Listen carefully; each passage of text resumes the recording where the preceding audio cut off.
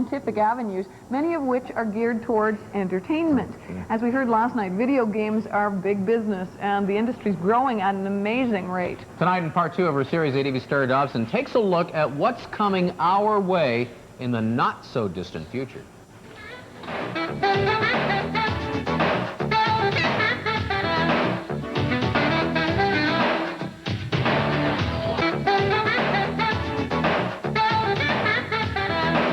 The sky's the limit.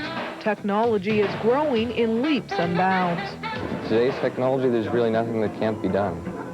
And it's just moving at an incredible pace.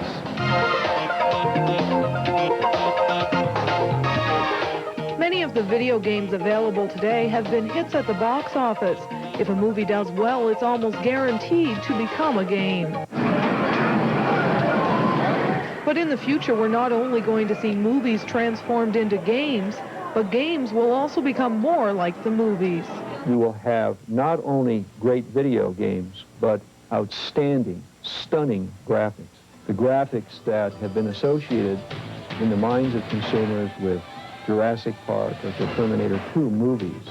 Silicon Graphics is the world's leading 3D graphics technology company. More realistic graphics are now available. The clunky game cartridges of the past are pretty well becoming extinct. With CD-ROM video games, more people that might not have been interested before are just going in spades. CD-ROM games are the new way to go.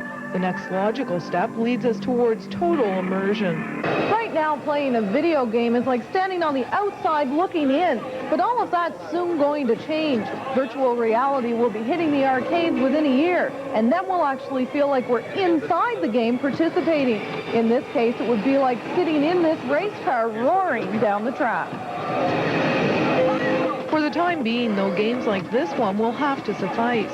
Virtual racing is now the closest thing to virtual reality available in our region. That's in the range of probably $15,000. You know, so it's quite an investment in equipment, and you know, it takes a while to pay for it. A lot of quarters. A lot of quarters, yeah. But it's a lot of fun to play. Okay, we're off to the races. Woo! This is neat. You can feel the airbags pushing in on the sides whenever you turn one way or the other, and on the back. It's trying to create armchair athletes out of all of us, and you know, let us see some of the stuff we'll never be able to do. But it's not only virtual reality that's going to spin heads. High-tech interactive games are also sweeping the market. I don't even know which one I am. Hi, this is the crowd.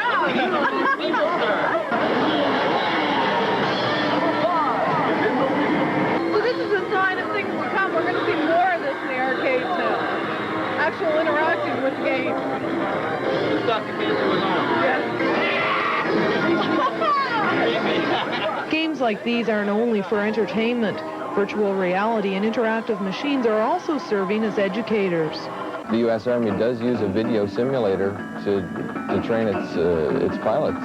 And the possibilities are endless. Imagine children playing on a very, very large screen, okay?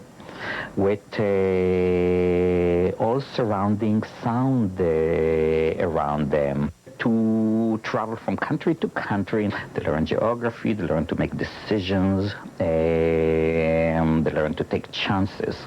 Computer whizzes are also heating up. Right now, there are even computer programs for adults only. Click on it, open the door, and what we find is a fantasy that is based on the style of the door that we open. And all of this technology is well within reach.